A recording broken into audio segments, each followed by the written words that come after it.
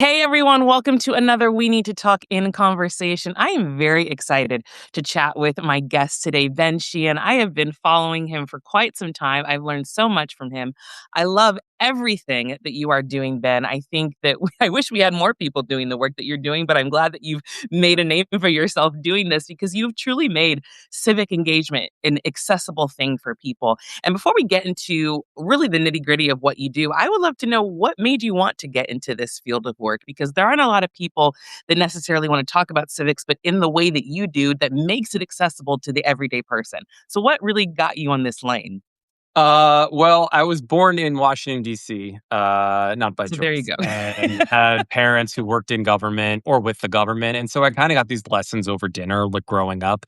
I would get a tutorial about what the House does and the Senate and the three branches and that kind of thing. Almost literally like back of the napkin sketches from my parents. Yeah. And I just soaked this in over the years. And it wasn't until I went to high school in DC, grew up in DC and also just outside. And it wasn't until later on when I got to college and when I lived in New York after that and came out to Southern California, um, people started noticing that I would be able to answer their questions about government, and then they started asking me questions and picking my brain. And then I was like, why do I know all this information? Oh yeah, my parents like fed this to me growing up, literally, next to actual food. And so I kind of just always had this acumen to like explain it to friends over Yeah. drinks or at a party or something like that. And then in 2016, when Trump got elected, the questions started really coming. And so for the last 8 years, my most of my professional career before that was in the entertainment industry and the music industry and the comedy world. Um, but I also studied this stuff in school and was really active in politics my whole life. And so I kind of found a way to merge the entertainment stuff that was the first half of my career Yeah. with the political stuff I had growing up. And so that led to the books, explaining the Constitution, the one for Yeah. kids, the one for adults, the TV show on PBS. And so I've kind of made it my thing.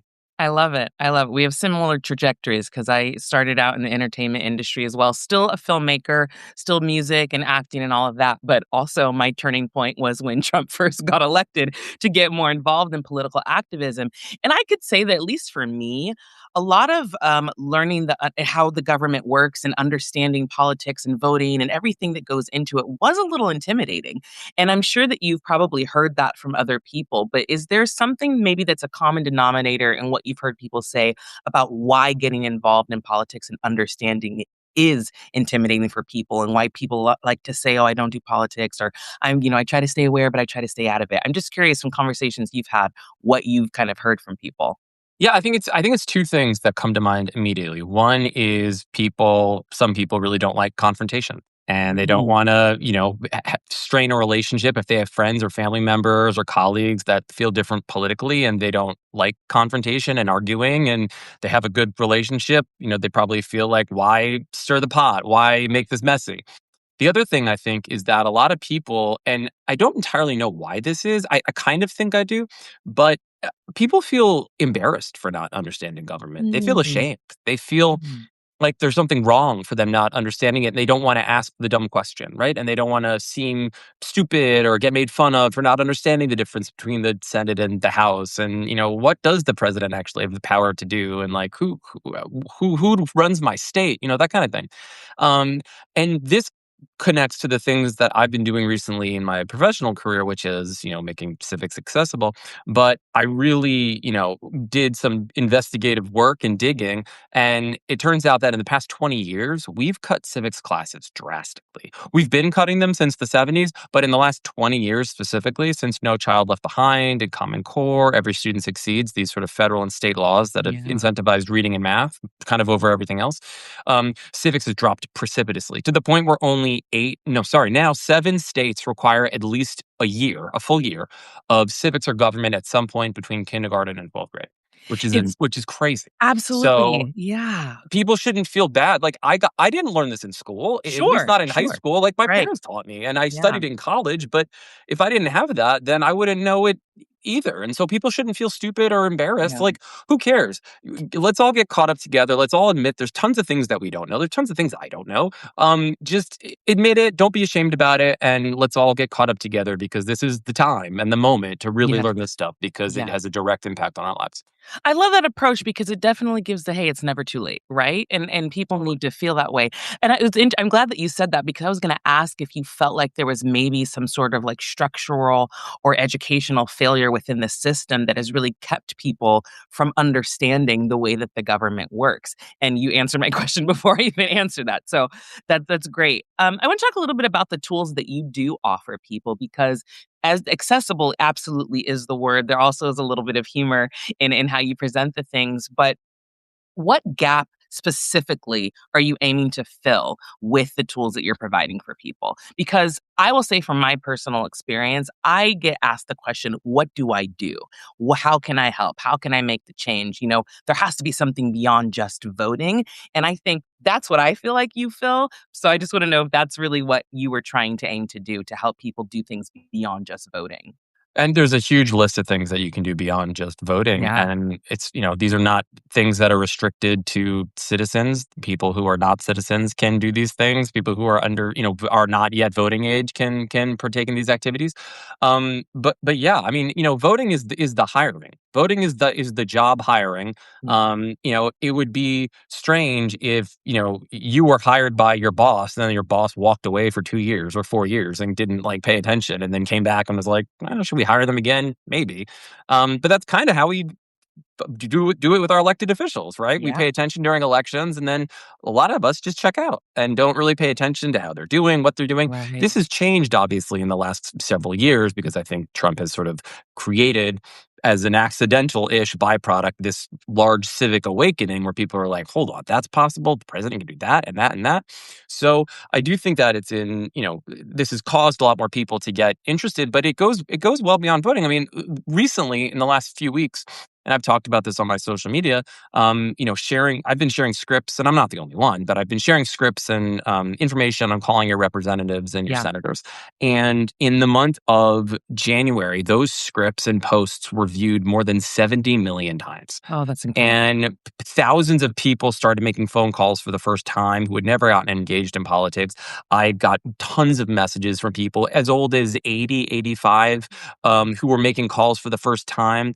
And, I think it's just, you also have to show people that there is a result that comes with that action. Yes. And obviously, we're not at the finish line of restricting ICE and, taking away funding or anything like that. But there have been wins along the way. And so tying it to the fact that it is public pressure that are knocking those wins loose and making them a reality, I think is important for people to see so they know that there are these things other than voting that they can do that do lead to tangible results. Yeah, because a lot of people do think that calling their reps doesn't matter.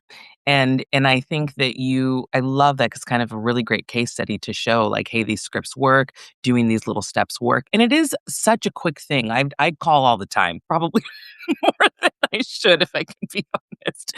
But I think it's really great for people to hear and also see other people do it. I have a friend, Mary, every Wednesday. She calls, does her script, and shows people this is how easy it is. Like, just do it. It's so, so easy to do.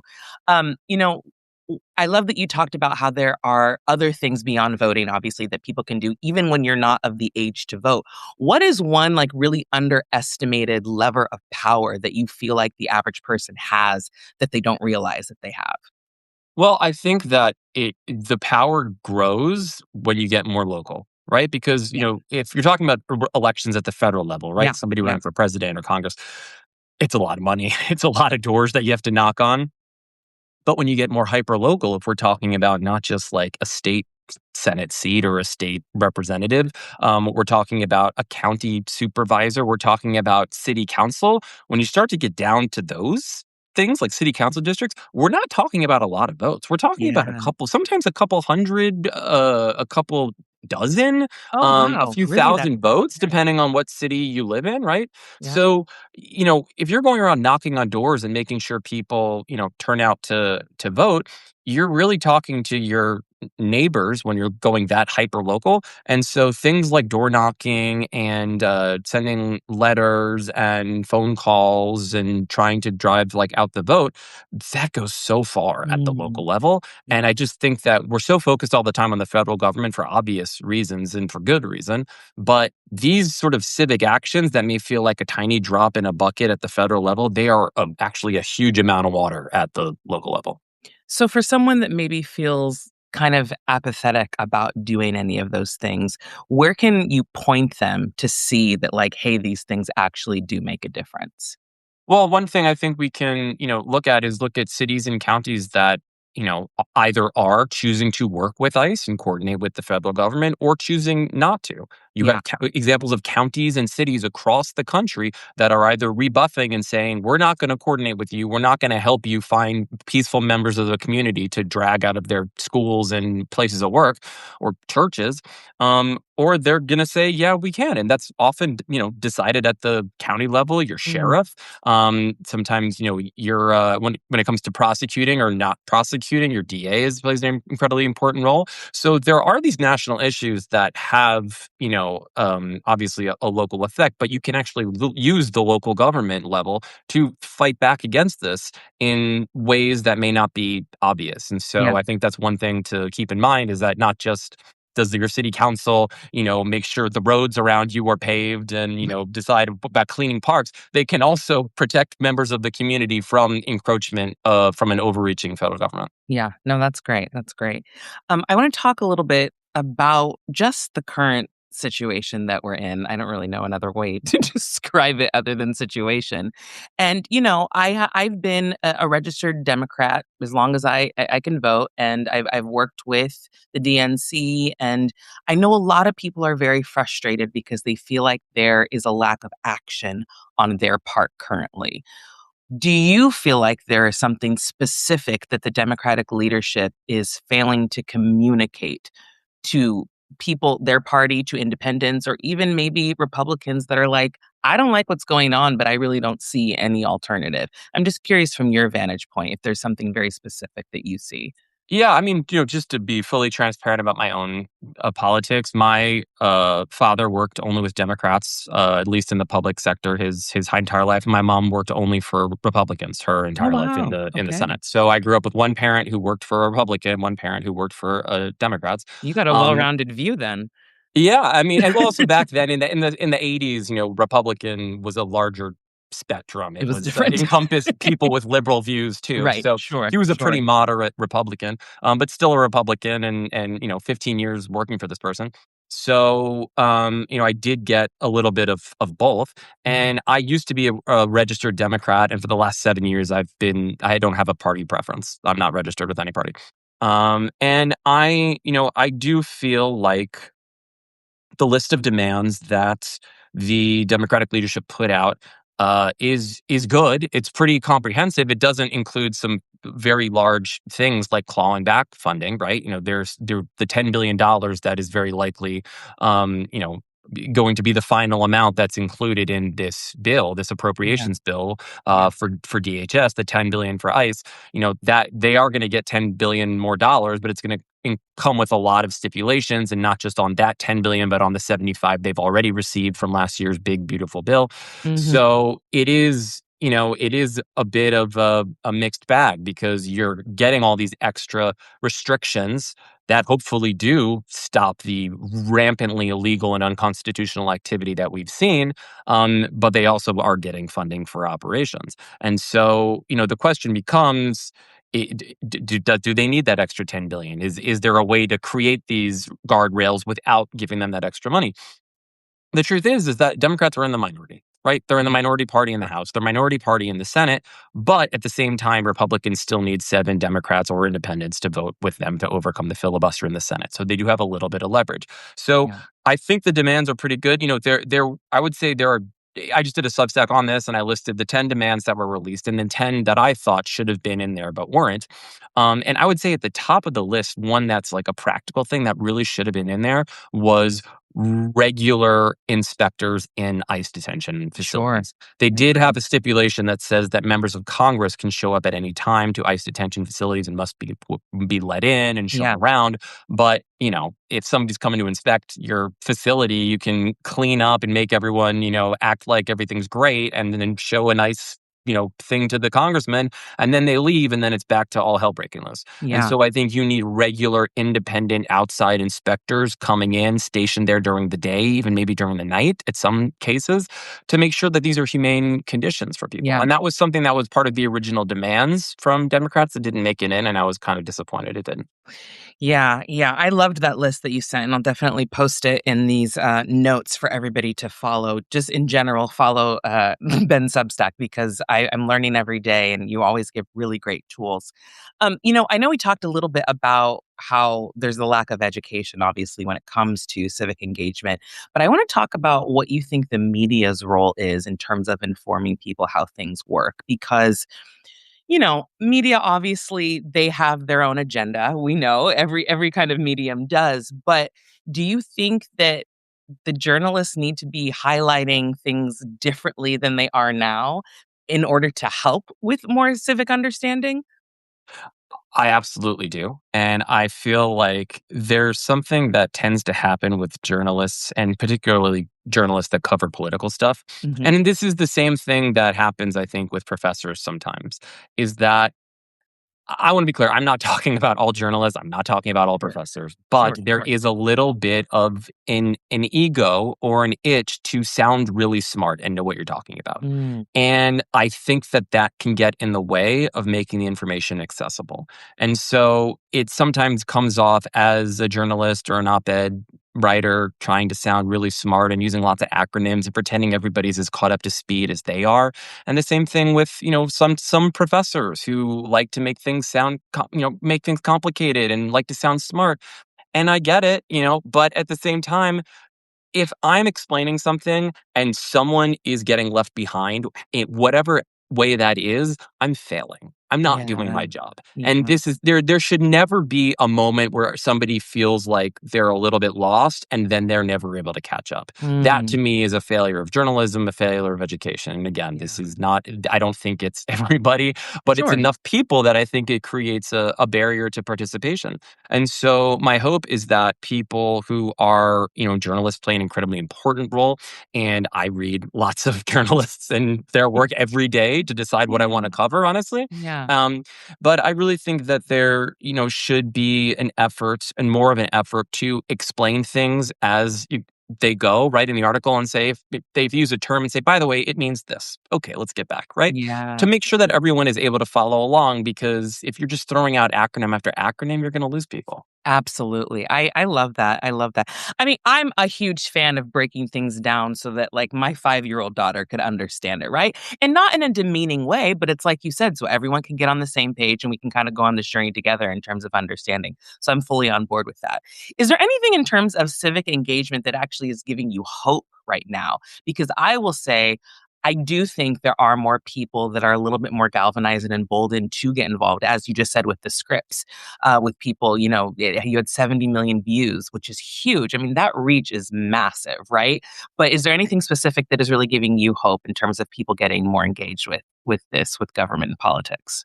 I just think the sheer number of messages I've received from people saying that Mm. they've never thought to call their member of Congress before they're members of Wow. Congress. People who have said that they've never paid attention to politics and it felt confusing. And I think similar to what your friend seems to do every week, I guess, filming herself calling members Yeah. of Congress. I did a video recently walking through it and doing something very similar, and have called and left a message for Senator Padilla, and I talked to someone in Adam Schiff's office. So just to show people, like, this is a really easy process. Like, it's not scary. Right. First of all, it's not the senator picking up the phone and who's gonna like yell at you or judge you. It's usually a junior member of the staff. But every time you call every day, if it's specific to an issue, it gets tallied, and they Yeah. make sure you're a constituent, and then that tally begins again the next day and the next day. And so there's power in numbers. And I think the thing that people are starting to wake up to, and that is something I've learned, is that no one person can do do anything. We Yeah, can try to have as big an impact as we can, but democracy is a numbers game, pure and simple. It is sure. volume equals success. And Yeah, so as many people that are picking up the phone for the first time and getting involved, getting self-educated, if that scales and expands and just grows and grows and grows, and the more people do it, then that pressure is a true change agent, in my opinion. yeah, I agree, I agree.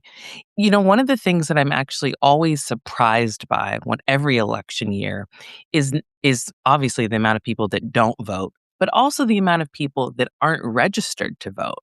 And I'm curious if you have any tips for how to encourage people to register to vote, even if it's for the first time, because I'm trying to find. I know people that still aren't registered to vote, and I'm like, please, like, first of all, speaking as a Black American, my ancestors fought for this, right? So I'm never gonna give that up. But I'm wondering if you have any language that might be helpful in positive persuasion to get people to register and understanding the power of their vote. I look at it, it's I don't know if this is positive, but this is something that I've seen as a motivating factor. Okay. When people say that their vote doesn't matter and that whatever, and my answer to that is, then why are people trying so hard to make sure that you don't do it? Hmm. Why are people trying so hard to make it hard to register to vote? Why are Yeah. people trying to close down polling places? Why are they trying to cut the hours of polling places? Why are they trying to make you go jump through hoops and proving who you are beyond what's feasible and necessary and pragmatic? These are all obstacles, making you get forms of identification that cost money, that, in my opinion, are an Yeah. indirect poll tax. Even not teaching civics, right? To me, that's the most sinister form of voter suppression, because if you don't know how something affects you and why you should participate, it's a lot easier to, it's a lot less stress to just get you to not care about something and not want to do it than to have to actually physically stop you from doing it. And so all of Sure. these things add up as sort of this supply chain of voter suppression, right? Not teaching you why you should care. Then if you do care, preventing you from registering, preventing you from voting, even down to gerrymandering, drawing it so even when you do cast a ballot, your vote doesn't Yeah. count. It's this whole spectrum, right? Yeah. And so I think the question is, if this doesn't matter, why are people trying so hard to stop you from doing it? Yeah. And then I Yeah. say that, and people are like, well, that's a good point. That is, Yeah. it is important to connect it to things that matter, right? It's your vote for this determines this, it determines this, and that sort of thing.